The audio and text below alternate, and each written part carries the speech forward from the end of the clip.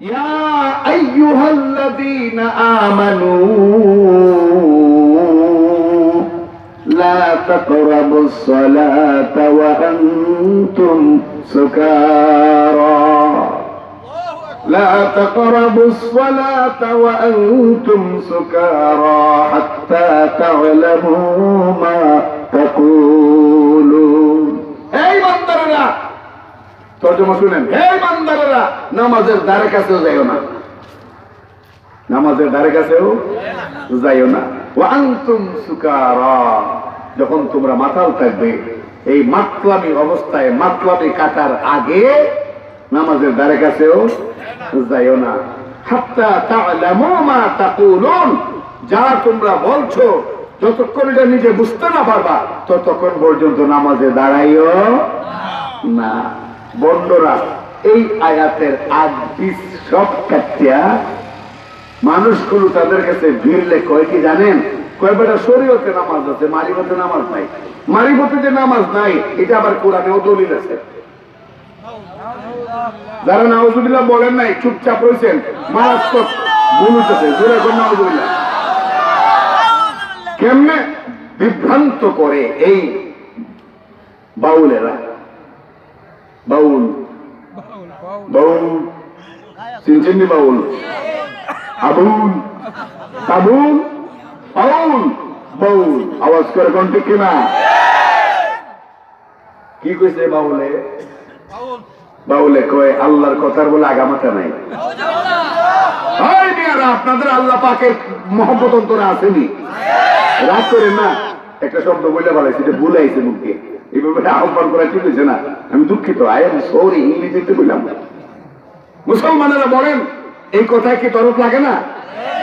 আল্লাহর কথা, আল্লাহর কথার আগামাথা নেই। সে আর জঘন্য কথা বলছে, আর বললেই তো এই খবিসের বাচ্চারা প্রতিদিন কয়েক বোতল মদ টানে, কয় আল্লাহর কথার বলে আগামাথা নেই।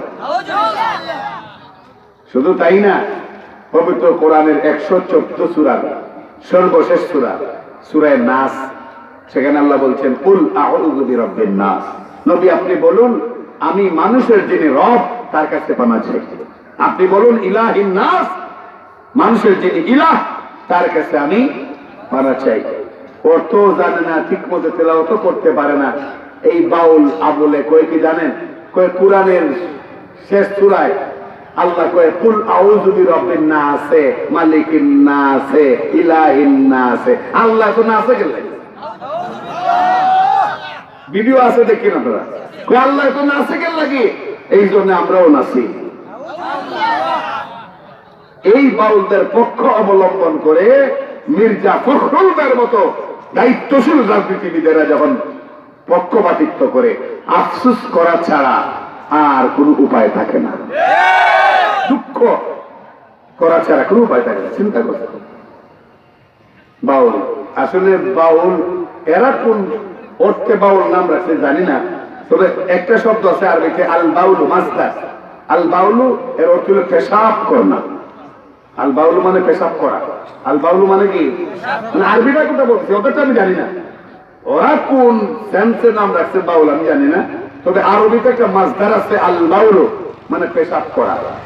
তো আমার মনে হয় এদের যে আচার আচরণ, বাংলার 18 কোটি মানুষ এদের মুখের মধ্যে পেশাব করার টাইম এসে গেছে।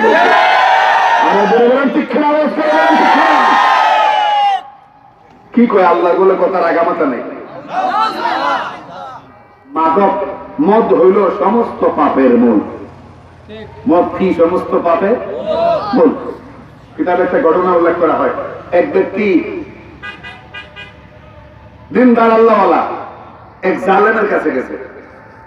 এক জালেমের কাছে জালেমে কয় দেখ তুই আমার কাছে আইছিস তো এখন তো তুই বিপদে পড়ে যাবি। ওই কি বিপদ? 2 কাজের কোনো এক কাজ যদি না করিস তাহলে তোকে মেরে ফেলবো। ওই কি কাজ? হয়তো এই যে গ্লাসে রাখা আছে এগুলো মদ, তুই মদ পান করবি, আর না হয় পাশের কামরায় একটা অনিন্দ সুন্দরী যুবতী আছে, এই যুবতীর সঙ্গে তুই জিনা করবি। হয়তো মদ পান করবি আর না হয় তুই জিনা করবি। এই আল্লাহ মনে মনে ভাবলো জিনা এটা তো মারাত্মক গুনাহ, জঘন্য অপরাধ, এটা আমার পক্ষে সম্ভব না। আমার বাপ দাদা 14 গোষ্ঠী কেউ জেনা করেনি, অতএব আমার পক্ষে এটা কোনোভাবেই সম্ভব না। তো অপেক্ষাকৃত কম গুণা মনে করিয়া সে রাজি হইল, হ্যাঁ আমি ওই এক গ্লাস মদই পান করব।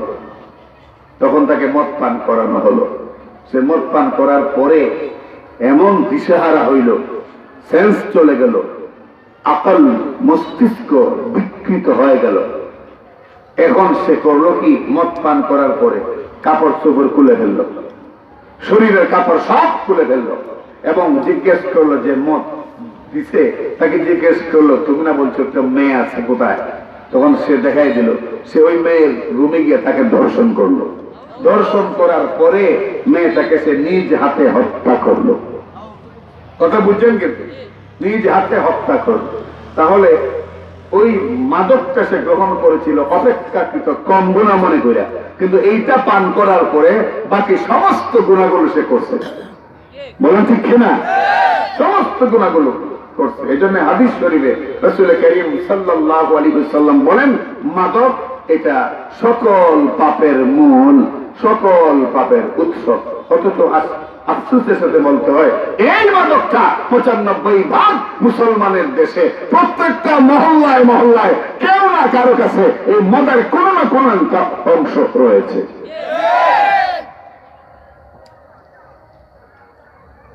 মদ পান করলে আকল ঠিক থাকে না, আকল বুদ্ধি কিছুই ঠিক থাকে।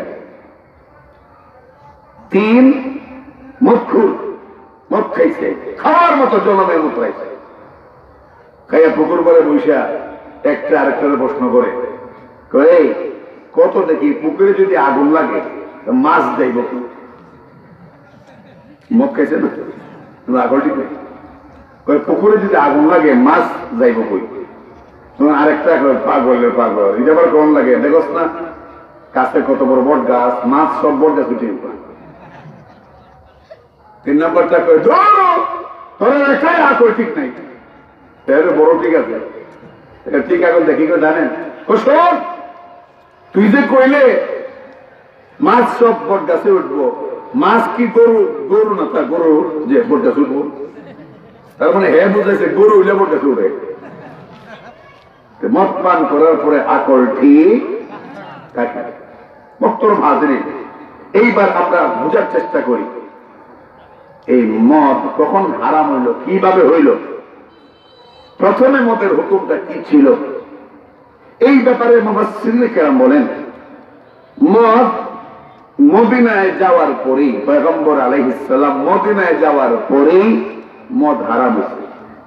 এর আগ পর্যন্ত মদ স্বাভাবিক ছিল, সবাই খাইত, সাহাবায়ে কেরামও পান করতেন, অনেক পান করতেন। আমরা যেভাবে মেহমান আসলে পরে আমরা 7 আপ, তারপরে ঠান্ডা মজু টুজু গুলাই না দিই না, আরবের মানুষ কোন দাওয়াতের প্রোগ্রাম হয়নি, দাওয়াত খাওয়া শেষ হওয়ার পরে এরা গ্লাসে গ্লাসে মদ ঢেলে দিত। এটা ছিল তাদের স্ট্যাটাস, ঐতিহ্য, মদ স্বাভাবিক। তো আপনার একজন সাহাবীর নাম হয়তো জীবনে বহুবার শুনছেন, ওমরে ফারুক রাদিয়াল্লাহু আনহু। নাম শুনছেন না? একেবারে 2-4 জন কইতেছেন, বাকিরা মনে একবারই শুনেন নাই। শুনছেন? হ্যাঁ। বাড়ি কোথায় ছিল? মক্কায়। বাড়ি কোথায়? মক্কায়। উমর ইবনুল খাত্তাব, বাবার নাম খাত্তাব, ওনার নাম ওমর, ছিলেন প্রথমে মূর্তি পূজক। কি ছিলেন? মূর্তি পূজক। এরপরে এই কথা বলবো না, একদম সুখ। এরপরে পয়গম্বর আলাইহিস সালাম যখন আবির্ভূত হলেন এবং দাওয়াত প্রকাশ্যে দেওয়া শুরু করলেন, আবু জেহেল একটা মিটিং ডেকে কইল, এই মোহাম্মদ আমাদের ঘরে ঘরে মহল্লায় মহল্লায় মাল লাগাই দিছে, এই মোহাম্মদের মাথাটা যে আনতে পারবে তারা আমি 100 উট দেব। নাউজুবিল্লাহ। তার মাথাটা এনে দিতে পারলে 100 উট আমি পুরস্কার দেব। এমনি উমরে ফারুক রাদিয়াল্লাহু আনহু দাঁড়ায় বললেন, দিবা তো? তুমি যদি যাও তোমার 200 উট দেব, তুমি যাবে তোমার 200 উট দেব যদি মাথা আনতে পারো। আসলে উমরে ফারুক রাদিয়াল্লাহু আনহু কিতাবের মধ্যে আছে, উনি যখন মূর্তি পূজক ছিলেন তখনও তিনি সত্যের সন্ধানে ছিলেন। সত্যের যেটা মনে করতেন ওনার কাছে যেটা সত্য, এটা সঠিক, এটা বাস্তবায়ন করার জন্য ওনার জীবনটা দিতেন, এরকম মানুষকে। তো ওনার দৃষ্টিতে মূর্তি পূজা ছিল ঠিক, তখন তখন ওনার দৃষ্টিতে মূর্তি পূজা ছিল ঠিক, যে আমার বাপ দাদা যে ধর্ম পালন করে ঠিক, অতএব মোহাম্মদ সাল্লাল্লাহু আলাইহি ওয়াসাল্লাম আমার বাপ দাদার ধর্মের বিরুদ্ধে যখন কথা বলে ওনাকে রাখবো না, এটা ছিল ওনার চেতনা। উনি বললেন ঠিক আছে আমি যাচ্ছি, গেলেন, লম্বা ইতিহাস আমি এটা বলবো না। গেছিলেন নবীজির মাথা আনবার জন্য, কিন্তু আল্লাহ পাকের কি মানুষরা নিজের মাথাটা পয়গম্বরের পায়ের সামনে বিছাইয়া দিতেন। উনি মুসলমান হয়ে গেলেন, উনি মুসলমান হয়ে গেলেন। মুসলমান হওয়ার পরে সিরাতের প্রত্যেকটা কিতাবে ইশারা দেওয়া আছে যে উমর ইসলাম গ্রহণ করার পরেই মক্কায় প্রকাশ্যে সাহস নিয়ে নবীজি দাওয়াত দেওয়ার শুরু করেছে। আপনি জোরে কোন সুবহানাল্লাহ।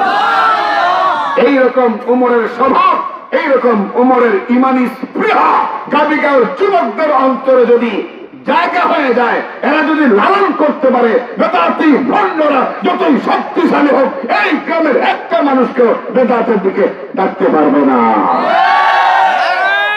তাকবীর, আল্লাহু আকবার, নারায়ে তাকবীর, আল্লাহু আকবার। আল কোরআনের শত্রুরা হুঁশিয়ার সাবধান, আল কোরআনের শত্রুরা হুঁশিয়ার সাবধান। তাফসীরুল কোরআন মহাসম্মেলন জিন্দাবাদ, আল কোরআনের আলো ঘরে ঘরে জালো, নারায়ে তাকবীর। মুসলমান হওয়ার পরে বললেন, ইয়া রাসূলুল্লাহ সাল্লাল্লাহু আলাইহি ওয়াসাল্লাম, আপনার কাছে অনুমতি চাই, আমি সরাসরি কাবার সামনে গিয়ে আযান দেব। পয়গম্বর বললেন, আমার লোক সংখ্যা একেবারে কম, মুসলমানদের সংখ্যা কম, অস্ত্র নাই, আর লড়াই করার বিধানও নাই। তাই এই মুহূর্তে যদি সরাসরি আযান দিয়ে গোলমাল পাকিয়ে ফেল, তাহলে ইসলামের এই বৃক্ষটাকে বড় করা কঠিন হবে। ওমর, এখন সরাসরি আযান না দিলে কি হয় না? ওমর বললেন, ইয়া রাসূলুল্লাহ, ছিলাম ভুল ধর্মের উপরে, ছিলাম মূর্তি ধর্মের উপরে, ছিলাম শয়তানের মতবাদী, সব ত্যাগ করে ইসলাম যখন গ্রহণ করলাম, আল্লাহ এই জীবনটা যদি যায় চলে যাবে, তবে হে রাসূল আমার বিশ্বাস আমি খাত্তাবের পোলা ওমর যদি দাঁড়াইয়া আযান দেই কাবার সামনে, এই মক্কায় কোনো মায়ের পোলা জন্ম হয় নাই, আমার আযানে বাধা দেবে। মক্কায় কোনো মায়ের পোলা জন্ম হয় নাই, আপনি শুধু অনুমতি দেবেন। নবীজি বলেন, যাও, অনুমতি দিলাম। এবার উমর ফারুক রাদিয়াল্লাহু আনহু গেলেন কাবার সামনে গিয়া আগে একটা হুঙ্কার ছাড়লেন, আমি এখন শাহাদা বাক্য উচ্চারণ করব, আমি এখন আযান দেব, এক আল্লাহর পথে মানুষকে ডাকবো। মক্কার কোন মায়ের পোলা যদি মায়ের দুধ ঠিকঠাক পালন করে থাকো, আর মোকাবেলা করার জন্য আমি প্রস্তুত আছি সারাক্ষণ। এই বলে তিনি আযান দিলেন। কিতাবে আছে, একটা কাফেরও সামনে আসার সাহস করে নেই। আল্লাহু আকবার আওয়াজ করে বলবেন না? সেই ওমর ফারুক রাদিয়াল্লাহু আনহু এতটাই আল্লাহর প্রিয় হয়ে গেলেন যে যেই জিনিসটা ওনার কাছে খারাপ লাগতো, ভালো লাগতো না, উনি পয়গম্বরকে বলতেন যে আমার মনে হয় এই জিনিসটা এইভাবে হইলে ভালো হইতো। যেমন পর্দা, প্রথমে পর্দা ছিল না, ইসলাম দুনিয়াতে আসার পরেও 18 বছর পর্দার বিধান ছিল না। নারী পুরুষ একসাথে বসতেন, একসাথে মিটিং করতেন, একসাথে কাছাকাছি বসতেন, সলা পরামর্শ করতেন। 18 বছর পরে উমর ফারুক রাদিয়াল্লাহু আনহু বললেন, ইয়া রাসূলুল্লাহ, আমার মনে হয় নারী পুরুষ এইভাবে একই জায়গায় একই সাথে উঠা বসা করা, কথা বলা, এটা কেমন জানি দৃষ্টিকটু লাগে, কেমন জানি আনইজি লাগে। এটা মনে হয় সরাইয়া একটা বিধান যদি আসে, যেই বিধানে নারী আলাদা হয়ে যাবে, পুরুষ আলাদা হয়ে যাবে, তাহলে মনে হয় ভালো হয়। তিনি এইরকম ইচ্ছা প্রকাশ করলেন, আসমানওয়ালা বলে দিলেন, আর সে আযমের মালিক বলে দিলেন, ইয়া রাসূলুল্লাহ, উমর সে তো আমার মিজাজ নিয়ে ঘুরে। উমর সে মিজাজে ওয়াহি, আমার মিজাজ নিয়ে ঘুরে। সে যখন বলছে এই বিধানটা এইরকম মানে হওয়া চাই, এরকম হলে সুন্দর, আসলে সে যে বলছে সুন্দর, এটা আসলেই সুন্দর, আমি আজ থেকে পর্দার বিধান নাযিল করে দিলাম। এই বেড়ার নাম উমর। এই বেটার নাম কি? আরো জোরে কর, সোনাঘাট আওয়াজটা পৌঁছায়। বেটার নাম কি? ওই উমরের খাসলত নিয়া একদল একটা কাফেলা যুবকদের যদি দাঁড়ায়া যায়, ভণ্ডরা যতই শক্তিশালী হোক লেজ গুটিয়ে পালাতে বাধ্য হবে।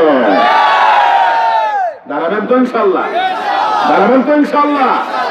আর সহযোগিতা লাগলে আমারও ডাকেন, আমিও আই মনে, আমিও আই মনে। আমার বাচ্চা ছাড়াও অতীত আইছে আপনাদের এখানে, আইসেন আমার বাচ্চা, আমার দাদা আইসে না, আমরাও আসবো ইনশাল্লাহ। কথা দিয়ে গেলাম, যখন বাতিলদের বিরুদ্ধে, বাতিলদের মোকাবেলায় কোন পরিবেশ কায়েম হয়, আমি আপনাদেরকে অনুরোধ করে যাব, আপনারা পিছপা হবেন না, ভয় পাবেন না। জীবন তো একটাই, হকের পক্ষে লড়ে দিয়ে দিলে শাহাদাতের মর্যাদা আমরা পেয়ে যাব। চিন্তার কোনো কারণ নাই, বাতিলকে এক চুল পরিমাণ ছাড় দেবেন না। নারায়ে তাকবীর, বন্দাদের আস্তানা, বাতিলদের আস্তানা, নারায়ে তাকবীর।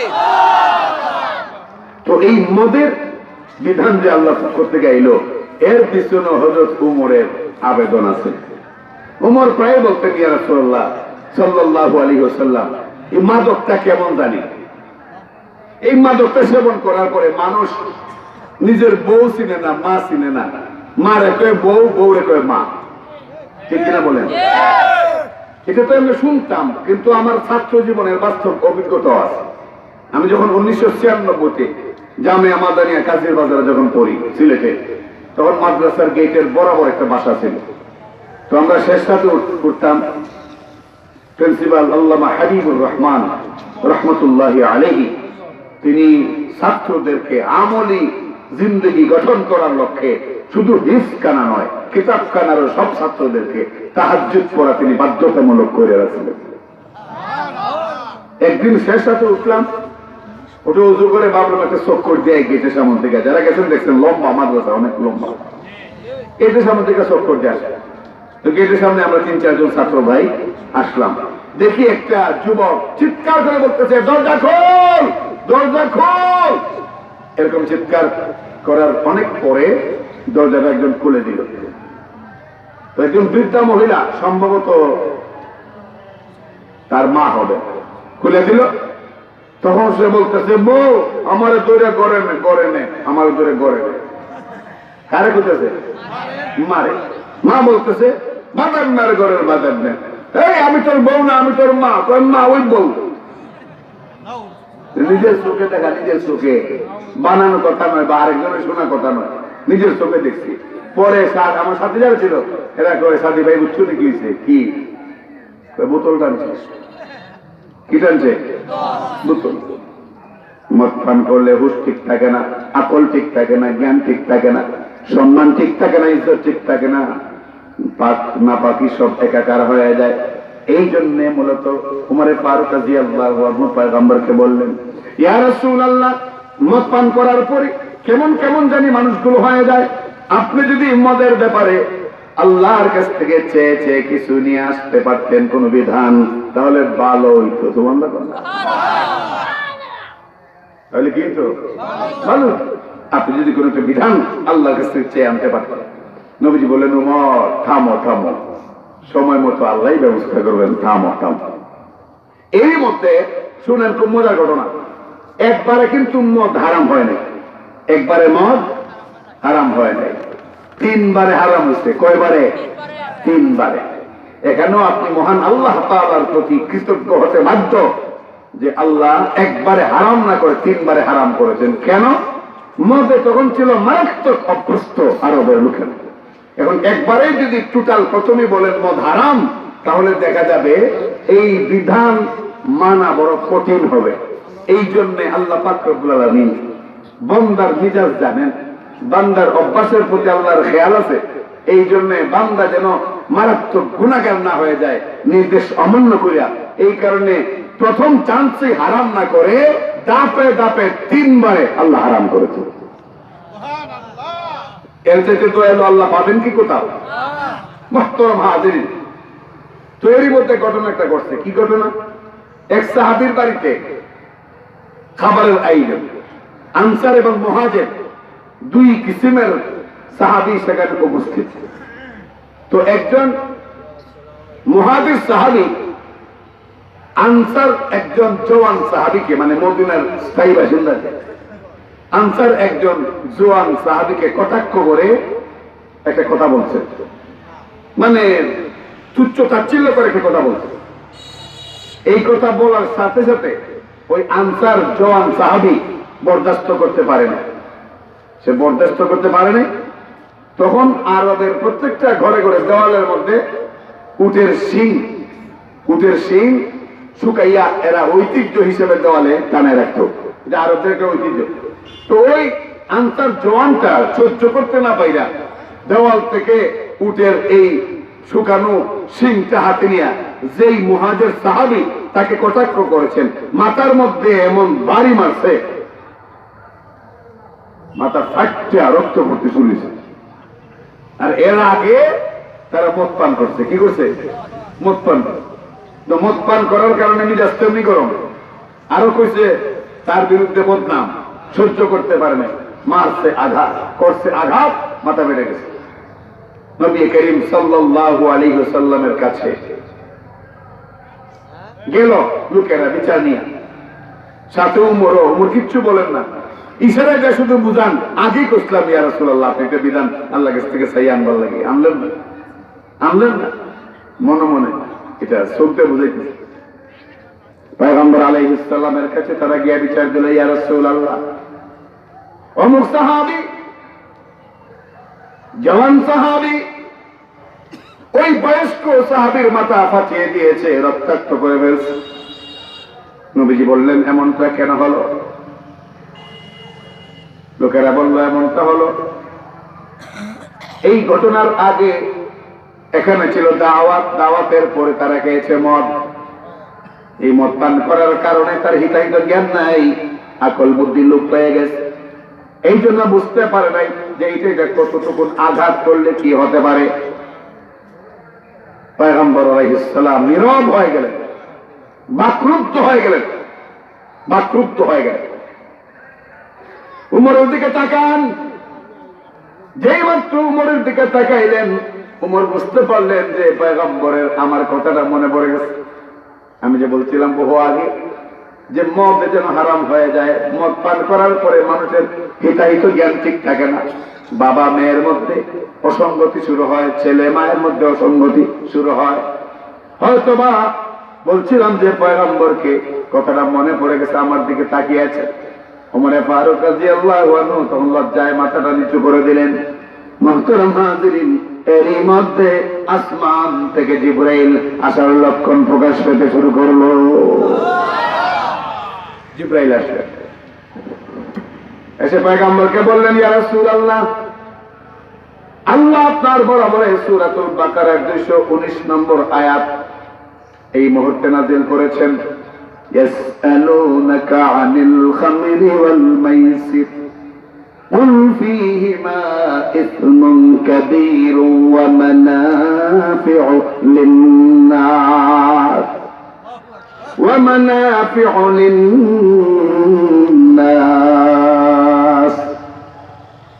আয়াত নাযিল হয়ে গেল সূরাতুল বাকারার 219 নম্বর আয়াত।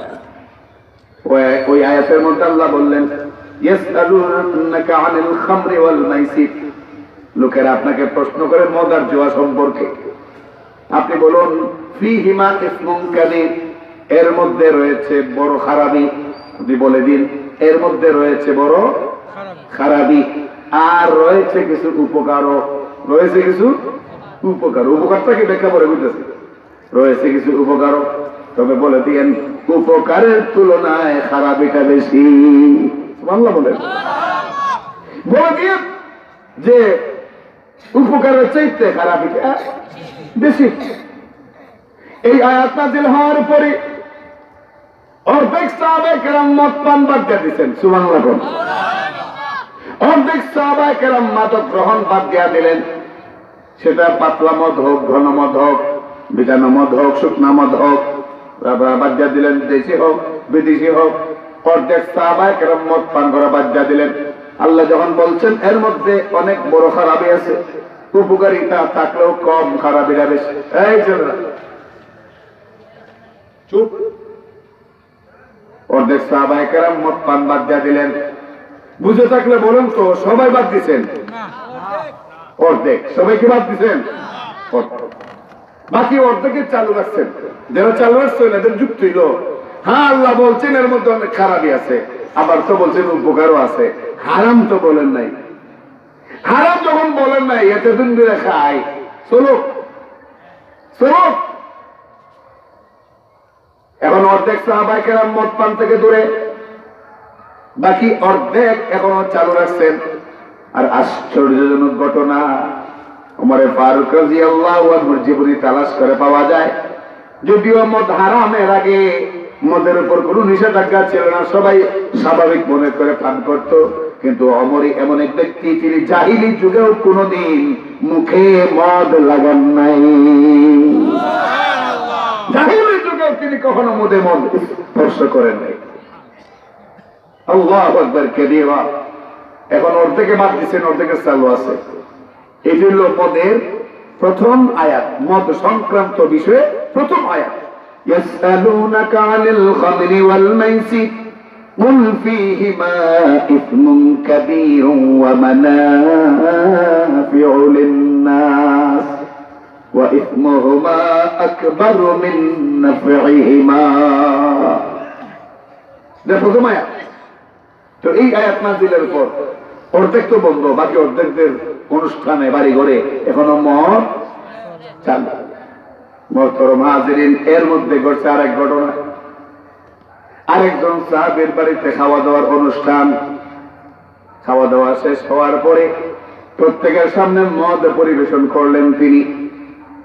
সবাই মদ পান করলেন। এরই মধ্যে মাগরিবের নামাজের টাইম হয়ে গেছে। মাগরিবের নামাজের টাইম হয়ে গেছে। তো তাদের মধ্যে একজনকে ইমাম বানায় দেওয়া হইল, তুমি নামাজ পড়ো। এখন তিনি নামাজে দাঁড়াইয়া কয়েকটা ঘটনা ঘটাইছে। নামাজ শেষে দুই দল হয়ে গেছে মুসল্লির মধ্যে। এক দল করে নামাজ হচ্ছে 2 রাকাত, আর এক দল করে না বেটা নামাজ 3 রাকাত দিয়েছে। কয় দল হয়েছে? ও ভাই জবানটা খোলেন। কয় দল? বুঝছি, তকবীর আবারও লাগান লাগবো, শীতে ভূতা বানাই নাই। নারায়ে তাকবীর, নারায়ে তাকবীর। মুরব্বী যারা বড় আওয়াজ দিবেন, কয়দিন আর বাঁচবেন এই দুনিয়া। দাড়ি সাদা হয়ে গেছে, চামড়া ঢিলা হয়ে গেছে, দাঁত চিন্তা পড়ে গেছে, ঠিক না? নারায়ে তাকবীর, নারায়ে তাকবীর। দিন ইসলাম, দিন ইসলাম জিন্দাবাদ, জিন্দাবাদ। কোরআন সুন্নাহর আলো, কোরআন সুন্নাহর আলো। মাশাআল্লাহ।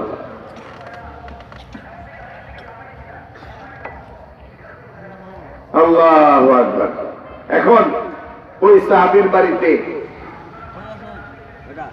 খাওয়া দাওয়া শেষ করে যখন মাগরিবের টাইম হয়েছে, এর আগে কিন্তু মদ খাওয়ানো হয়েছে, দামি দামি মদ। একজন ইমামতি দেওয়ার পরে নামাজ শেষে মুসল্লির মধ্যে কয় দল? এক দলে বলতেছে নামাজ হয়েছে 2 রাকাত, আরেক দলে বলতেছে নামাজ হয়েছে 3 রাকাত। লাগছে টেস্ট, সমাধান করতে পারতেছে না। একজনে কইল, শোনো, আল্লাহর নবী এখনো জিন্দা আছেন, আমরা নবীজির কাছে যাই, গিয়া বিষয়টা উত্থাপন করি, তিনি একটা সমাধান দিবেন। সবাই মানলো, গেল নবীজির কাছে। নবীজির কাছে গিয়া তারা বলল, ইয়া রাসূলুল্লাহ, আমাদের এই বাড়িতে মাগরিবের জামাতি ছিল, একজন ইমামতি করছে, নামাজের পরে আমরা 2 দলে ভাগ হয়ে গেছি। একদল বলতেছি 2 রাকাত, আর একদল বলতেছি 3 রাকাত হইছে নামাজ। তখন নবীজি বললেন, মিয়া, মাগরিবের নামাজ নিয়ে এরকম তো সাধারণ কেস আয় না। 2 রাকাত হইছে, এরকম খুব কম, ঠিক না? খুব কম। হ্যাঁ, জোহরে এরকম হয় যে 5 রাকাত হয়ে গেছে, হয় কি হয় না? অথবা 3 রাকাতে বৈশা সালাম করে গেছে বলে। মাগরিবে কম হয়। ঘটনা কি তোমরা করছিল কি? নামাজের আগে কি করছিল? তো ইয়া রাসূলুল্লাহ, আমরা বোতল টানছিলাম। কি টানছিলাম? আরেকজনে কয়, ইয়া রাসূলুল্লাহ, ঘটনা এখানেই শেষ না। নামাজের শেষে তো দুই দল হয়েছেই, একদল 2 রাকাত ওয়ালা আর একদল 3 রাকাত ওয়ালা। ঘটনা আর একটা ঘটে। কি ঘটনা?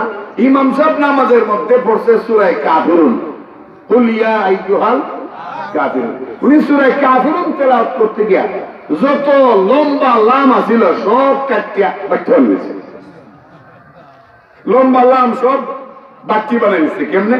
কুল ইয়া আইয়ুহাল কাফিরুন লা আ'বুদু মা তা'বুদুন ওয়ালা আনতুম আবিদুনা মা আ'বুদ। এই যে লা লা লা লম্বা, ইয়া রাসূলুল্লাহ লা নবী সবগুলো কেটে লামটাকে বানায় ফেলছে, বাড়তি লাম বানায় ফেলছে। মারাত্মক অবস্থা। লাম লম্বা থাকা অবস্থায় অর্থ হয় এক, আর লাম বাড়তি হলে অর্থ হয় আরেক। যেমন আল্লাহ বলছেন, নবী আপনি বলেন, হে কাফেরগণ, লা আ'বুদু মা তা'বুদুন, তোমরা লা আ'বুদু মা তা'বুদুন, তোমরা যাদের ইবাদত করো আমি তার ইবাদত করি না। লা যদি লম্বা করে বলা হয় তাহলে অর্থ হয় এই, যেটা কোরআনে আছে। আর যদি আপনি বলেন লা আ'বুদু মা তা'বুদুন, তাহলে অর্থ হয়, হে কাফেররা, তোমরা যার ইবাদত করো অবশ্যই আমিও তার ইবাদত করি। নাউজুবিল্লাহ না? চিন্তা করছেন পেশ, অথচ আমাদের খেয়াল নাই। হ্যাঁ, খেয়াল নাই, সূরাতে ঠিক নাই, এটা চিন্তাও করি না। কিন্তু আলু কোন খেতে কোন বিছনায় করে মনিব, মুখি কোন বিছনায় করে মনিব, কালেঙ্গা থেকে কাঠ কাটটা কোন রাস্তায় জানলে পুলিশে চোখ পাকে দেওয়া দেখো, এগুলো ষোলো আনা জানা। আওয়াজ করে বলেন মুসলমান, ঠিক না? এগুলো ষোলো আনা জানা, কিন্তু ধর্মের বেলা নাই। আল্লাহু আকবার, ধর্মের বেলা নেই। তখন ওই সাহাবী বললেন, ইয়া রাসূলুল্লাহ, এই ইমাম সাহেব লম্বা লাম সব কাটিয়া দেখতে বললেন। নবীজি বললেন, এত করুণা করতে গেছে, তাহলে অবশ্যই এই মদের কারণে।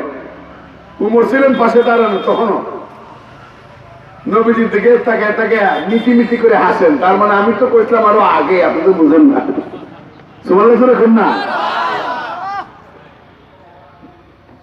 আল্লাহু আকবার। উমর, তারপর আল্লাহর নবী এখানে দাঁড়ান, আরো কিছু সাহাবায়ে কেরাম। এরই মধ্যে জিবরাইল আবার নাজিল হইলেন। আর আসতে তো মাল্লা বুঝা যায় তো, বাংলার আওয়াজটা সোনাঘাট গেলে বলে মামলা ইউলা আওয়াজ করে বলি সুবহানাল্লাহ। মুহতারাম হাজিরিন, জিবরাইল আসলেন, সূরা নিসার 43 নম্বর আয়াত নিয়ে আসলেন। ইয়া রাসূলুল্লাহ, আপনার সাহাবীরা মদ পান করে পরক্ষণে নামাজে দাঁড়িয়ে এতগুলো ঘটনা তারা ঘটাইছে। 2 রাকাত 3 রাকাতের ভাগ হয়েছে। আবার লম্বা লাইন নবী গুলো সব কেটে কেটে লাম তাকি ছোট লামে পরিণত করে অর্থ বিগড়ে গেছে। ইয়া রাসূলুল্লাহ, এই জন্য আল্লাহ সুবহানাহু ওয়া তাআলা এর সমাধান দিয়া পবিত্র কোরআনের সূরা নিসার 46 নম্বর আয়াত নাযিল করে দিয়েছেন। এই নেন 43 নম্বর আয়াত। ওই আয়াতের মধ্যে আল্লাহ বললেন, ইয়া আইয়ুহাল্লাযীনা আমানু লা তাকরাবুস সালাতা ওয়া আনতুম সুকারা لا تقربوا الصلاة وأنتم سكارى حتى تعلموا ما تقولون। এই বান্দারা, তর্জমা শুনেন, এই বান্দারা, নামাজের ধারে কাছেও যাইও না, নামাজের ধারে কাছেও যাইও না। ওয়া আনতুম সুকারা, যখন তোমরা মাতাল থাকবে, এই মাতলামি অবস্থায়, মাতলামি কাটার আগে নামাজের ধারে কাছেও যাইও না। হাত্তা তা'লামু মা তাকুলুন, যা তোমরা বলছো যতক্ষণ এটা নিজে বুঝতে না পারবা ততক্ষণ পর্যন্ত নামাজে দাঁড়াইও না। বন্ধুরা, এই আয়াতের আদিস সব কাটিয়া মানুষগুলো তাদের কাছে ভিড়লে কয় কি জানেন? কয় বেটা শরীয়তে নামাজ আছে, মারিফতে নামাজ নাই। মারিফতে যে নামাজ নাই এটা আবার কোরআনেও দলিল আছে। যারা নাউজুবিল্লাহ বলেন নাই, চুপচাপ রয়েছেন, মারাত্মক ভুল হইতেছে। জোরে কোন নাউজুবিল্লাহ। কেমনে বিভ্রান্ত করে এই বাউলেরা। বাউল বাউল চিনচিনি বাউল, আবুল তাবুল বাউল বাউল, আওয়াজ করে কোন ঠিক কিনা? কি কইছে বাউলে? বাউলে কয় আল্লাহর কথার বলে আগামাতা নাই। আপনাদের আল্লাহ পাকের মহব্বত অন্তরে আসেনি? রাগ করেন না, একটা শব্দ বলে বলাইছে, এটা ভুলে আইছে মুখে, এইভাবে আহ্বান করা ঠিক হয়েছে না। আমি দুঃখিত, আই এম সরি, ইংরেজিতে বললাম। মুসলমানেরা বলেন এই কথায় কি তরফ লাগে না? আল্লাহর কথার আগামাতা নেই। সে আরে জঘন্য কথা বলছে, আর বললেই তো এই খবিসের বাচ্চারা প্রতিদিন কয়েক বোতল মদ টানে, কয় আল্লাহর কথার বলে আগামাতা নেই। শুধু তাই না, পবিত্র কোরআনের 114 সূরার সর্বশেষ সূরা সূরা নাস, সেখানে আল্লাহ বলছেন কুল আউযু বিরাব্বিন নাস, নবী আপনি বলুন আমি মানুষের যিনি রব তার কাছে পানা চাই। আপনি বলুন ইলাহিন নাস, মানুষের যিনি ইলাহ তার কাছে আমি পানা চাই। অর্থ জানে না, ঠিক মতো তেলাওয়াত করতে পারে না। এই বাউল আবুলে কয় কি জানেন? কয় কোরআনের শেষ সূরায় আল্লাহ কয় কুল আউযু বিরাব্বিন নাস মালিকিন নাস ইলাহিন নাস। আল্লাহ তো নাসে গেলেন, ভিডিও আছে দেখেন আপনারা। কয় আল্লাহ তো নাসে গেল নাকি, এই জন্য আমরাও নাসি। এই বাউলদের পক্ষ অবলম্বন করে মির্জা ফখরুলদের মতো দায়িত্বশীল রাজনীতিবিদেরা যখন পক্ষপাতিত্ব করে, আফসোস করা ছাড়া আর কোন উপায় থাকে না। দুঃখ করা ছাড়া কোন উপায় থাকে না। চিন্তা করতে বাউল, আসলে বাউল এরা কোন অর্থে বাউল নাম রাখছে জানি না, তবে একটা শব্দ আছে আরবিতে আল বাউলু মাসদার। আল বাউলু এর অর্থ হলো পেশাব করনা। আল বাউলু মানে পেশাব করা। আল বাউলু মানে কি? মানে আরবিটা কথা বলছে, ওদেরটা আমি জানি না, ওরা কোন সেন্সে নাম রাখছে বাউল আমি জানি না, তবে আরবিতে একটা মাসদার আছে আল বাউলু মানে পেশাব করা। তো আমার মনে হয় এদের যে আচার আচরণ, বাংলার 18 কোটি মানুষ এদের মুখের মধ্যে পেশাব করার টাইম এসে গেছে।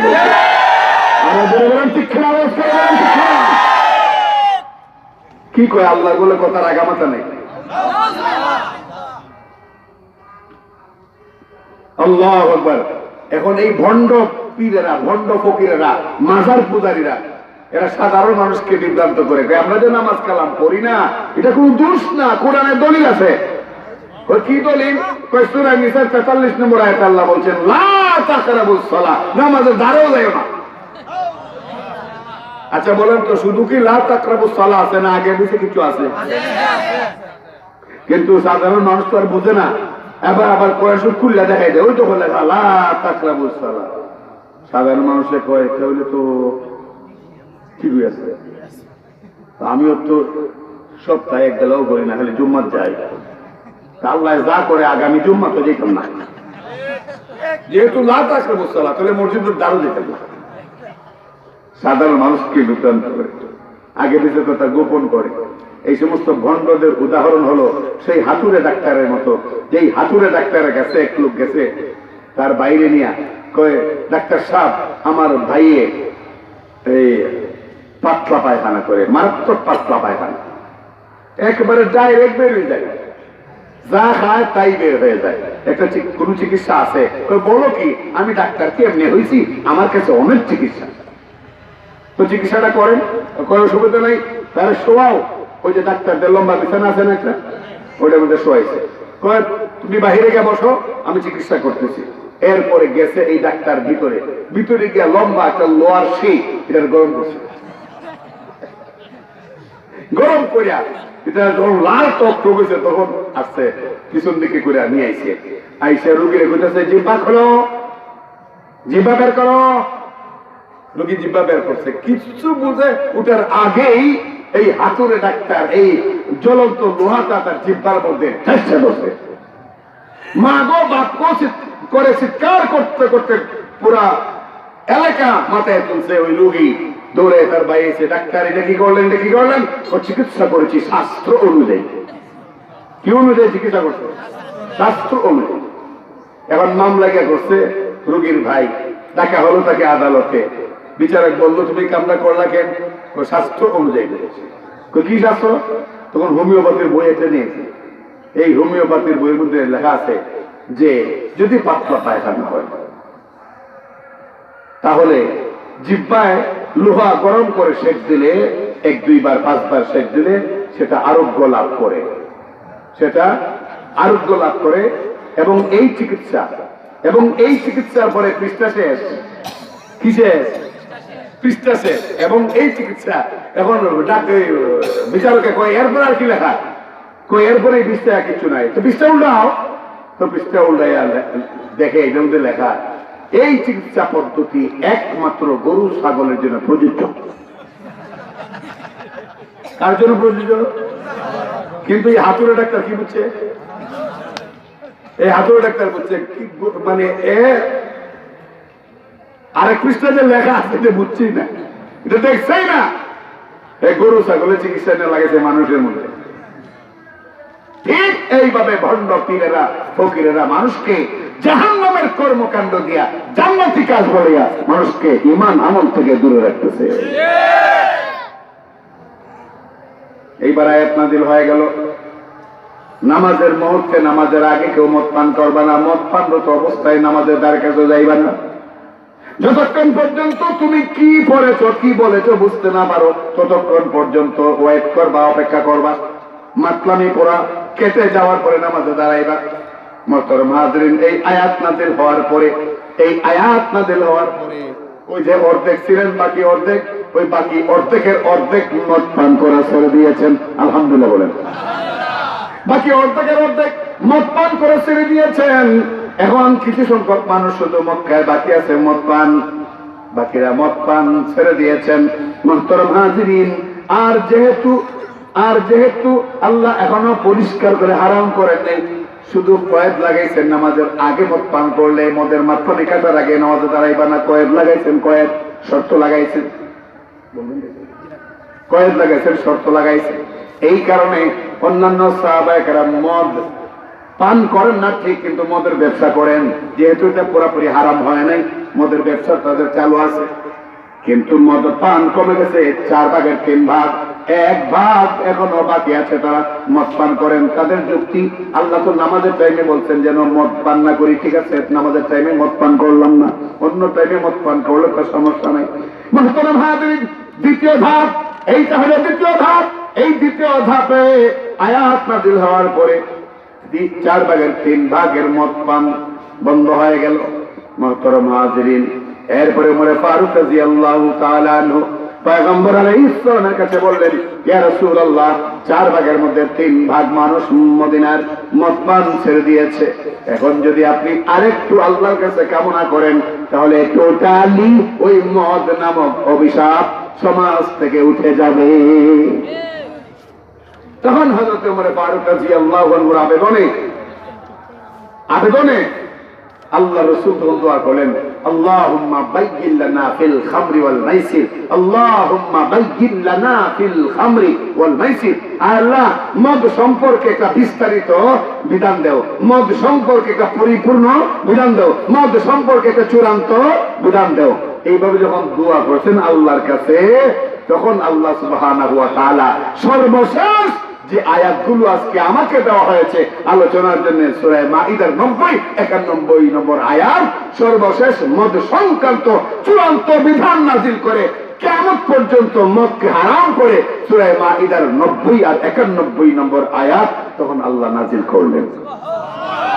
এর মাধ্যমে মদ কিয়ামত পর্যন্ত হারাম হয়ে গেল। আল্লাহ, ইয়া আইয়ুহাল্লাযীনা আমানু ইন্নামাল খামরু ওয়াল মাইসিরু ওয়াল আনসাবু ওয়াল আজলাম রিজসুম মিন আমালিশ শাইতান ফাজতানিবুহু লাআল্লাকুম তুফলিহুন। إنما يريد الشيطان أن يوقع بينكم العداوة والبغضاء في الخمر والميسر ويصدكم عن ذكر الله وعن الصلاة فهل أنتم মুহতানুন।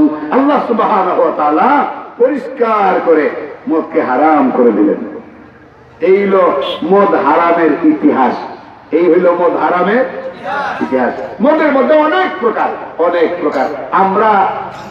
আমরা বাংলাদেশিরা মদ বলতে একটারই খুব মনে করি, এই মদ যেমন বাতরে পচাইয়া, পান্তা বাতরে পচাইয়া 8 দিন 10 দিন 15 দিন মাটির নিচে গর্ত ঘুরিয়া ওইখানে মানে ডেগের ডেগ মনের মন মানে পুরানো ভাত সেখানে দিয়া 15 দিন পরে তুললে পরে নাউজুবিল্লাহ করত। টয়লেটে যে জিনিসটা আছে এইটাও এটার চাইতে একটু ভালো আছে, কোন ঠিক কিনা? 15 দিন পরে যখন হাড়ির ডাকনা সরায় তখন যে একটা দুর্গন্ধ নাকের মধ্যে এসে বাড়ি খায়। বাস্তব যারা এই পরিস্থিতির শিকার পরে তওবা করে ফিরাইছে, এরকম 2-4 জনের সঙ্গে জীবনে কথা হয়েছে, তারা কয় হুজুর কি বলবো, কোন ভাষায় আপনাকে বলবো, নাকে যখন ধাক্কা লাতে মনে হয় নারী বুড়ি এমনকি মানে পিত্ত সুদ্ধা বের হয়ে আসে। এরপরে এটারে প্রক্রিয়াজাত কইরা মেশিনে ফালাইয়া তারপরে এই ভাগগুলো আলাদা করে আর এই পানিগুলো কি করে আরেক জায়গায় করে কইরা এরপরে মদ বানায়, বাজারজাত করে। এটা হলো এক কিসিম মদ। অনেক প্রকার, অনেক প্রকার। আঙ্গুর পচাইয়া পচাইতে পচাইতে পচাইতে পচাইতে যে রস হয় এটাও মদ। আখ চিনেনি? আখ খোয়াই এটারও পচাইতে পচাইতে পচাইতে পচাইতে চূড়ান্ত যে একটা মানে লসনা তৈরি হয়, এটাও মদ। এরপরে আপনার ডালিমের জুস মানে রস, এটা পচাইতে পচাইতে পচাইতে মানে মূল জিনিসটাকে এটারে দীর্ঘদিন মাটির নিচে রাখিয়া অথবা দীর্ঘ সময় আগুনে পোড়াইয়া যে ব্যতিক্রমী মানে পরিবর্তিত একটা রূপ নেয়, এটার মধ্যে নিশা থাকে। নিশা, এই নিশার কারণে এটা তখন মদ হিসাবে বিবেচিত হয়। আপনারা শুনলে আশ্চর্য হবেন। আপনি বলবেন যে আমার ঘরে মদ নাই, আপনি বলবেন আমার এলাকায় মদ নাই, আপনি তো বলছেন আপনার এলাকায় মদ নাই, কিন্তু মদ বিভিন্ন নামে আপনার ঘরে থাকতে না পারে, আপনার মহল্লায় আছে, আপনার বাজারে আছে, আপনার এলাকা আছে। আর ইয়াবা ট্যাবলেট, যেটা মাদকের আধুনিক রূপ, ইয়াবা ট্যাবলেট, এটা খায় না, মূলত এটা শুকে কি নাকের দ্বারে নিয়ে শুকে, এটা খাওয়ার জিনিস না। নাকের দ্বারে নিয়ে এটা গ্রাম নেই, এটা গ্রাম নিলে বলে কি হয় জানেন? হে দেখে হে হইছে প্রধানমন্ত্রী, যখন টানবেন তখন হে ভাবে কি যে আমি তো এখন প্রধানমন্ত্রী, আমি বাংলাদেশের এখন রাষ্ট্রনায়ক। তখন দেখে কি জানেন? তখন দেখে সূর্য এর হাত পাইছে, আর হে সূর্যের মাথার মধ্যে বয়ে রয়েছে। মানে এটা নিশা এত খারাপ যে এটা দিলে পরে মানে নিজের অস্তিত্ব ঠিক থাকে না। ঠিক অনুরূপভাবে গাঁজা, একই অবস্থা। গাঁজা সেবন করে কি করে দেখে নিতে বাপটা কি চলামলা নিয়ে যায়, বুঝা যায় মার্শাল্লাহ তুর্কিস্তানের প্রেসিডেন্ট আসতে, ঠিক কিনা বলেন? কথাবার্তায় দেখবেন কি লম্প জম্প। এই জন্য আল্লাহ এগুলোকে হারাম করেছেন। আপনারা বলেন এগুলো হারাম যে করেছেন, কাজটা যুক্তিসঙ্গত হয়েছে নি? এখন যে আসতে করেন আল্লাহ যে মদ হারাম করেছেন, কাজটা যুক্তিসঙ্গত হয়েছে নি? আর এই মদ পান করে নিজের বাবাকে জবাই করে ফেলে, মাকে জবাই করে ফেলে। এই মদ পান করে আপন মায়ের পেটের বোন উপযুক্ত বোনের সঙ্গে জিনায় লিপ্ত হয়। এই মদ পান করে আপনারা শুনে আশ্চর্য হবেন। এই যে বিগত জালেম স্বৈরাচার শেখ হাসিনার আমলে উলামায়ে কেরাম জেলে গিয়েছিলেন, তাদের প্রায় সবার সাথে আমার ঘনিষ্ঠ সম্পর্ক আছে আলহামদুলিল্লাহ। একেবারে সবার সাথে সর্বোচ্চ সম্পর্ক আমার আছে এবং তাদের খুশুসি বৈঠক মিটিংও আমি বসতে পারি। এতটুকু আস্থা বিশ্বাস আমার প্রতি তাদের আছে যে তাদের কারো কারো মুখ থেকে এমন শুনছি যখন তাদেরকে নির্যাতন করার সময় আসতো, রিমান্ডের নামে এদেরকে যখন আয়না ঘরে লুকায় রাখা হতো, এদেরকে গোপন আস্তানা নিয়ে যখন এদের উপর নির্যাতন করার সময় আসতো, তখন ওই হারুনের হুকুমে, ওই যে দিদি হারুনের নির্দেশে ওই যারা রিমান্ড নিত এরা মদ পান করিয়া আলেমদের সামনে আসতো। মদ পান করে আলেমদের সামনে আসতো, যেন পিঠাইব, যখন পিঠাইব তখন যেন দরদ তৈরি না হয়, তখন যেন মায়া না লাগে। এই কারণে মদ পান করে মানে শয়তানি, মানে একটা এই শয়তানি মনোভাব নিয়ে আলেমদের সামনে আইসা এই নির্যাতন গুলো করতো। এই একেবারে তাজা জাম্বুরা দিয়া টান দেখলে বলতো, এই মদ পান করিয়া এই আলেমদের সামনে আইসা নির্যাতন করতো। আল্লাহ কয় এত নির্যাতন করিস, হ্যাঁ আমি চাইলে তো পায়ের তল থেকে মাটি সরাইতে পারি 1 সেকেন্ডে। আল্লাহ পারেন কি পারেন না? 1 সেকেন্ডে মাটি সরাই দিতে পারেন। আল্লাহ সরাইছেন কিনা? আল্লাহ সরাইছেন কিনা? সেদিন ভূমিকম্প হয়েছে, বুঝছিলেন আপনারা? 2-3 শুক্রবার আগে 10:38 ভূমিকম্প হয়েছে। আমি ঢাকায় ছিলাম, আমার অফিসে একটা খাটের মধ্যে শোয়া, কিতাব পড়তেছি, শুয়ে শুয়ে একটা পত্রিকা। হঠাৎ করে দিকে আমার খাটটা এরকম নড়তেছে। তো 4-5টা খাদেম থাকে আমার এখানে আমার সময় শোনার জন্য। আমি ভাবছি ওরা দুষ্টামি করলো নাকি, ওরা দুষ্টামি করে একটা আরেকটা ধাক্কা দিচ্ছে আর আমার খাতে মিশে এসে লাগছে, এরকম হইলো নাকি। আমি ধমক যাই, কি করিস? ধমক যায়, আমি ঠেক করে গেছি, দেখি এদের 4-5 জনের একজন এগুলো নেই। ধমক কারে দিলাম, 3টা ফ্যান, 2টা ফ্যান ঘুরতেছে, আরেকটা ফ্যান বন্ধ ছিল, এই বন্ধ ফ্যানটা দেখি এইভাবে লড়তেছে। আল্লাহ আকবার বলতে ইচ্ছা করে না, এইভাবে লড়তেছে। তখন আমার বুঝ হয়েছে যে আরে ভূমিকম্প। তখনই নারায়ে তাকবীর, আল্লাহু আকবার, আশহাদু আল্লা ইলাহা ইল্লাল্লাহ বলতে বলতে রুম থেকে বের হইলাম। এই ভূমিকম্পের পরের দিন আমাদের পলাতক আসামি শেখের বেটি শেখ হাসিনা অডিও কলে বলছেন যে আমারে মৃত্যুদণ্ড দেওয়ার পরেই ভূমিকম্প হয়েছে বাংলাদেশে, আমি জানি না কেন লেগেছে। এত বড় আল্লাহর ওলি তিনি, নিজের কত বড় মনে করেন। উনি এই ব্যাখ্যা করেছেন কলে। এই কল রেকর্ডটা শোনার পরে আমি একটা পাল্টা ব্যাখ্যাদার করেছি, ঠিক আছে? ও মা জননী, আপনি বুঝতে পারেন নাই যে আপনাকে মৃত্যুদণ্ডের আদেশ দেওয়ার পরেই কেন ভূমিকম্প হলো? ভূমিকম্প এই জন্য হয়েছে আল্লাহ একটা নারাই দেয়া আপনারা বুঝাইছেন। আপনার পাগলেরা, আপনার ছেলেরা মেয়েরা বাংলাদেশে যেটি আছে, এটি যে একটু পরপরে খালি ভাই আপা আইবো, আম্মা আইবো, আইবো আইবো, আল্লাহ তখন নারাইটা বুঝেছে আইবো, আইবার আগেই নারায়ণা দিয়েছে আয় যদি দেখা খুশ করি। আওয়াজ করে বলা ঠিক না? আর যদি আইলে পরে এমন নাড়া দেব আর তাও লাগতো না। এই দেশ আল্লাহ কত পাগলের জন্ম যে হইল এই দেশে, বলুন ঠিক না?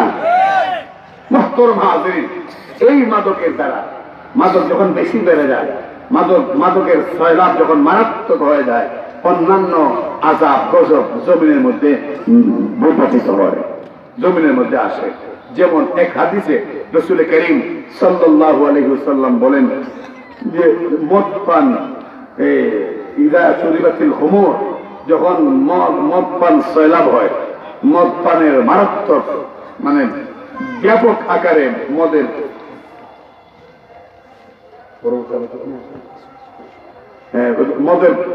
সয়লাভ যখন বেশি হয়, তখন মানুষের আকল নষ্ট হয়, বিবেক নষ্ট হয়, ইনসাফ নষ্ট হয়, দুর্নীতি বেড়ে যায়, বাপ মার প্রতি খেদমতের যে আকর্ষণ এটা কমে যায়, আলেম ওলামার প্রতি যে একটা শ্রদ্ধাবোধ এইটাও কমে যায়। দেখেন তো আপনারা বাস্তবতার সাথে মিলে কিনা, দেখেন তো বাস্তবতার সাথে মিলে কিনা? যে কয়টা আলেম ওলামার সাথে বেয়াদবি করে, যে কয়টা মসজিদ মাদ্রাসার সঙ্গে বেয়াদবি করে, যে কয়টা দ্বীন ইসলামের সঙ্গে বেয়াদবি করে, যে কয়টা শরীয়তের সঙ্গে বেয়াদবি করে, দেখবেন বুড়ায় ফেলাইয়া এগুলো মদখোর। এগুলো কি মদখোর? এগুলো মদখোর, এগুলো মাদক সেবন করে, গাঁজা খায়, ইয়াবা সেবন করে, বিভিন্ন ভাবে ওরা মদে আক্রান্ত। এই কারণে বিবেক বুদ্ধির লোক পায়। কে আলেম কে জালেম পার্থক্য করতে পারে না। একটাবার আপনারা সুযোগ দেন, একটাবার ইসলামপন্থীদেরকে সুযোগ দেন, একটাবার। আপনি তো আর বলবেন যে আমার তো 10 লাখ টাকা নেই, আমার তো 1 কোটি টাকা নেই, আমি আলেম চাইলে দিব, এমন তৌফিক তো আমার নাই। আপনার 1 কোটি আর 10 লাখ টাকা দেওয়ার দরকার নেই। আপনার বাড়িটা লিখে দেওয়ার দরকার নেই। গণতান্ত্রিক পদ্ধতিতে যে নির্বাচন সামনে এই দেশে, যেহেতু দেশটা এখনো ইসলামী রাষ্ট্র নয়, মুসলিম কান্ট্রি, মানে মুসলমানদের সংখ্যা বেশি, কিন্তু ইসলামী অনুশাসনে এই দেশ চলে না। যেহেতু দেশ ইসলামী না, অতএব গণতান্ত্রিক পদ্ধতিতে নির্বাচন হবে, এটাই স্বাভাবিক। কোন রকম যদি ইসলাম ক্ষমতার একটু গন্ধ পায়, কোন রকম যদি ইসলামপন্থীরা ক্ষমতায় গিয়ে একটু বসতে পারে, তাহলে এই গণতন্ত্রের পদ্ধতি, এই সিস্টেম রাতারাতি গায়েব করে দেবে, রাতারাতি গায়েব করে দেবে। তখন কোরআন সুন্নাহ অনুযায়ী হবে দেশ শাসিত, কোরআন সুন্নাহ অনুযায়ী হবে নির্বাচন। তো এখন তো চাইলে আপনি কোরআনের বিধান অনুযায়ী নির্বাচন বা নির্বাচন কমিশন বা নির্বাচন পদ্ধতি করতে পারবেন না। এই জন্য গণতান্ত্রিক পদ্ধতিতে হইলেও ইসলামপন্থীদেরকে যাওয়ার একটা সুযোগ করে দেন, একটা সুযোগ করে দেন। আরে ভাই, 20টা 30টা আলেম যদি সংসদে ঢুকে, 20টা 30টা আলেম যদি সংসদে ঢুকে, তাহলে হয়তো নাস্তিকেরা উঁচু গলায় অনেক কথাই বলবে। এই 30 জন আলেম একসাথে ভেটু দেওয়া যদি বক্তব্য রাখে, ওই নাস্তিকরা তাদের সেই পরিকল্পিত ষড়যন্ত্র বাস্তবায়ন করতে পারবে না। কিনা বলেন? দেলাওয়ার হোসেন সাইদি, আল্লামা দেলাওয়ার হোসেন সাইদি রাহিমাহুল্লাহ জামাতে ইসলাম তিনি করতেন। জামাতে ইসলামের সঙ্গে আমাদের আকীদাগত বিভিন্ন মতভেদ আছে, এটা অস্বীকার করার কোন শক্তি নাই। বিভিন্ন রকম মতবিরোধ আছে, বিভিন্ন রকম দূরত্ব আছে, এটা ভিন্ন জিনিস। কিন্তু আল্লামা দেলাওয়ার হোসেন সাইদি উনি কোরআনের পাখি ছিলেন। কোরআনের কথাগুলো গোটা দুনিয়ায় অত্যন্ত শক্তিশালী কণ্ঠে তিনি বলেছেন, এটাকে অস্বীকার করতে পারবে? এই একটার একটি যখন সংসদে গেলেন, আপনারা হয়তো ওনার বক্তব্য থেকে শুনছেন যে উনি প্রথম যখন যান, গিয়া দেখেন সমস্ত এমপিরা একটা দরজায় ঢুকে, সংসদের ভিতরে দরজাটা নিচু, মাথা নিচু করে ঢুকতে হয়। তখন সেখানে দেলাওয়ার হোসেন সাইদি তিনি সংসদ যাওয়ার দুই তিনটা পর্বের পরেই উনি একটা বিল উপলক্ষে ছিল আলোচনা, সেই আলোচনার দাঁড়িয়ে তিনি পরিষ্কার করে বললেন, হে মাননীয় স্পিকার, মাথা নত করবে মানুষ একমাত্র আল্লাহর সামনে। আল্লাহ ছাড়া কোন গায়রুল্লাহর সামনে মাথা নত করা এটা ইসলামের বৈশিষ্ট্য নয়, এটা মুসলমানের কাজ নয়। অতএব সিংহভাগ মুসলমানের দেশ, 95% মুসলমানের দেশে সংসদে ঢুকতে গিয়ে সেই এমপিরা মাথা নত করে ঢুকবে, এটা হতে পারে না। আমি অনুরোধ জানাচ্ছি, আমি এই ব্যাপারে সকল সংসদ সদস্যের আমি রায় কামনা করছি যে এই দরজাটিকে ভেঙে উঁচু করা হোক, যেন মাথা নিচু করে ঢুকতে না হয়। আল্লাহর বান্দার এই বক্তব্যের কারণে শেষ পর্যন্ত ওই দরজা ভেঙে মাথার চাইতে আরো উঁচু পরিমাণের দরজা বানিয়ে দেওয়া হয়েছে।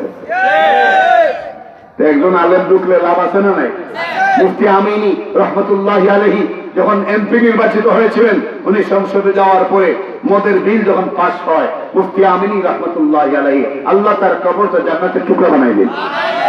উনি সাথে গোল্লা নিতেন, সংসদে গোল্লা, এই গোল্লাটা উঁচু করে ধরলেন, দাঁড়িয়ে বলেন, মাননীয় স্পিকার, মদ আল্লাহ হারাম করেছেন, কোরআনে আল্লাহ মদকে হারাম করেছেন, এই মদকে শয়তানি কর্মকাণ্ড বলেছেন। এমন জঘন্য একটা পদার্থ, এরকম জঘন্য একটা সভ্য জিনিস মাদক, এটা কখনো 95% মুসলমানের দেশে বৈধ হওয়ার লাইসেন্স পেতে পারে না। যদিও ওনার কথা মানে নাই, বেয়াদবের গোষ্ঠী ওনার কথা মানে নাই, কিন্তু উনি কি করছেন? প্রতিবাদ করেছেন। তো প্রতিবাদেরও যদি মানুষ না থাকে, তাহলে ওই যে 2-3 শুক্রবারে খালি এক নারায় দিয়েছে, এক নারা থাকতো না, এমন নারা আল্লাহ দিবেন, তখন নামাজি বেনামাজি সব বলে থাকবো, ঠিক কিনা? এজন্য সময় এসেছে ঐক্যবদ্ধ হওয়ার। ঐক্যবদ্ধ হয়ে ইসলামের ভাগ ক্ষমতা একটু বেশি যাইতে পারে, যেদিকে গেলে বেশি যাবে ওই দিকে আমাদেরকে সিদ্ধান্ত দেওয়া উচিত, ঠিক কিনা? সিদ্ধান্ত দেওয়া উচিত। কথাগুলো মনে রাখবার জন্য আমি অনুরোধ করবো আপনাদেরকে, আমরা পারস্পরিক একতলা ভুলে যাই, আমরা সব রকমের পারস্পরিক মতানৈক্য আমরা ভুলে যাই। মুসলমানের আমরা এক হই। গভীর চক্রান্ত চলছে বাংলাদেশ নিয়ে, গভীর চক্রান্ত স্পেনের মতো বাংলাদেশকে করার জন্য। স্পেন, জানি না আপনারা আপনাদের ইতিহাস জানা আছে কিনা, স্পেন কিন্তু 700 বছর পর্যন্ত মুসলমানরা চালাইছে। স্পেন 700 বছর মুসলমানরা পরিচালনা করেছে, শেষ পর্যায়ে এসে মুসলমানেরা অলস হয়ে গেছে, গাফেল হয়ে গেছে, বেআমল হয়ে গেছে। মুসলমানের বাড়ির ছাদে ছাদে মানে গান, প্রত্যেক রাতে গান, মুসলমানের মানে অনুষ্ঠানে মদ পান, মুসলমানের মেয়েরা পর্দা করে না, মুসলমানদের ছেলেরা ধর্ষণ করে, মুসলমানদের ছেলেরা দুর্নীতি করে, দায়িত্ব পালন করে না, বেতন ঠিকঠাক নেয়। এইরকম যখন সর্বদিকে যখন আমল আখলাক সব নষ্ট হয়ে গেল, আল্লাহর ওয়াদা তোদের আমল আখলাক যখন চূড়ান্ত ভাবে শেষ হবে, তখন আমি এমন একটা জাতিকে তোদের জন্য নির্ধারণ করে দেব যারা অমুসলিম হবে, কিন্তু তোদেরকে পিটাইয়া চেষ্টা করবে। আল্লাহর ওয়াদা অনুযায়ী রানী ইসাবেলা, খ্রিস্টান মহিলা রানী ইসাবেলাকে সওয়ার করে দিলেন স্পেনের মুসলমানদের উপরে। সে ক্ষমতা দখল করলো। এরপরে মুসলমানদেরকে ঢুকে দিয়া বলল, যারা মসজিদ অবস্থান করবে এবং সাগরে বেশ বড় বড় কয়েকটা জাহাজ যেখানে হাজার হাজার মানুষের সংকুলান হয়, এগুলো সাগরের অদূরে তীরে ভিড়াইয়া বলল, সাগরের এই মানে অপেক্ষমান জাহাজে যারা আরোহণ করবে আর মসজিদে যারা ঢুকবে এদেরকে আমি রক্ষা দেব, আর বাদ বাকি বাহিরে যারা থাকবে সবাইকে মেরে ফেলবো। এই কথা বলার পরে মুসলমান সরল মনা সব ঢুকলো মসজিদে, আগে উঠলো জাহাজে। এরপরে মুসলমানদেরকে তালা লাগাই দিল জাহাজের ভিতরে আর মসজিদের ভিতরে, যে আগুন ধরাই দিল। লক্ষ লক্ষ মুসলমান একদিনের মধ্যে পুড়ে মারলো। এরপরে সে স্পেন থেকে ইসলাম বিদায় হয়ে গেল। আজও পর্যন্ত সেখানে ইসলাম মানে তার শিকড় গজায়া সেখানে উঠতে পারে নাই। সেই একই পরিণতি চাচ্ছে একটা গোষ্ঠী বাংলাদেশে, চাচ্ছে আস্তে আস্তে করে বাধা দেয়, মাহফিলে বাধা, মসজিদে নামাজে বাধা, জুমার সময় বয়ানে বাধা, তফসিরে বাধা, বিভিন্ন ভাবে বাধা দেয়। তফসিরের আওয়াজে বলে ডিস্টার্ব হয়, শব্দ দূষণ হয়, আর গানের আওয়াজ যে সারা এলাকায় মানুষ ঘুমাইতে পারে না, ওইটায় কোনো অসুবিধা হয় না। ওয়াজের মাইকের আওয়াজে কষ্ট হয়, তফসিরের মাইকের আওয়াজে কষ্ট হয়, যুক্তি দেয়, শব্দ দূষণ। আবার কয় প্যান্ডেলের ভিতরে মাইক দেয়া বয়ান করলে কি হয়, বাহিরে কে লাগে আওয়াজ, যেখানে মানুষ বয়ান শুনে এইখানে আওয়াজ উন্নীত হয়েছে। এইভাবে আস্তে আস্তে করে আপনার আমার মগজকে ধোলাই করে এরা চাচ্ছে এই দেশ থেকে ইসলামকে বিতাড়িত করতে। চুলার গালিগাঁওয়ের মুসলমান, চুলার ঘাটের মুসলমান, আমি জানতে চাই যদি ভবিষ্যতে এমন কোন অবস্থার তৈরি হয়, এমন কোন পরিস্থিতি কায়েম হয় যে এই দেশে ইসলাম টিকিয়ে রাখতে হলে মুখের তাজা রক্ত দিতে হবে, ইসলাম টিকিয়ে রাখতে হলে প্রত্যেক জওয়ানের মুখে দাঁড়িয়ে রাখতে হবে, ইসলাম টিকিয়ে রাখতে হলে পর্দা প্রতিটা মেনে চলতে হবে, ইসলাম টিকিয়ে রাখতে হলে নিজেকে চূড়ান্ত পরীক্ষা দিতে হবে, তখন সেই পরীক্ষায় আলেমদের সাথে পীর বুজুর্গদের সাথে কে কে রাজি আছেন? এই পরীক্ষা থাকবেন তো ইনশাআল্লাহ, এই পরীক্ষা থাকবেন তো ইনশাআল্লাহ। আল্লাহ সুবহানাহু ওয়া তাআলা আমাদের সকলকে এই ওয়াদা রক্ষা করে চলার তৌফিক দান করুন, আমিন।